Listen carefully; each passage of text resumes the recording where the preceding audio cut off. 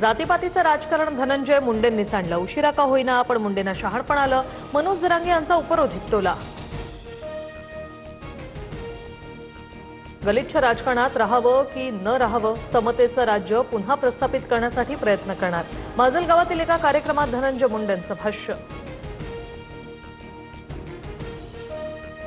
पंकजा मुंडेंना काँग्रेसची खुली ऑफर. भाजपमधून बाहेर पडा, महाराष्ट्राच्या पहिला महिला मुख्यमंत्री व्हा.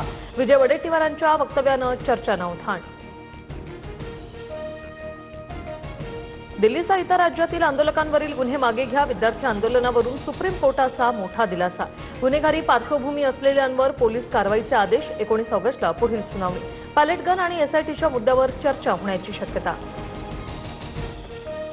राजकीय पक्ष स्थापन करण्याचा अद्याप विचार नाही. अभिजित दिपकेंची स्पष्ट भूमिका. बुधवारी सीजेपीच्या कोर कमिटीची महत्त्वाची बैठक. पुढील अजेंडा ठरवणार.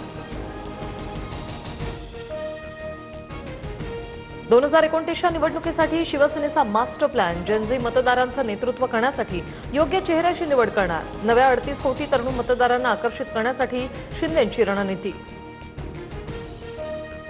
सरसंघचालक मोहन भागवत 6 ऑगस्टला जनझी आणि जेन अल्फांसोबत संवाद साधणार.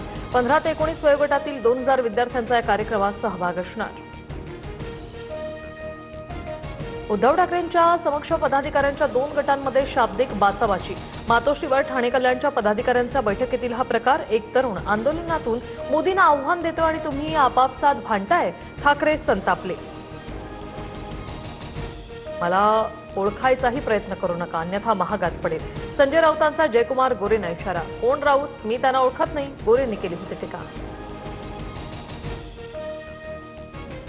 बिहार पोटनिवडणुकीसाठी मतमोजणी. बांकीपूरमध्ये जनसुराज्य पक्षाचे प्रमुख प्रशांत किशोर 14,953 मतांनी आघाडीवर. भाजप उमेदवार नीरज कुमार दुसऱ्या क्रमांकावर.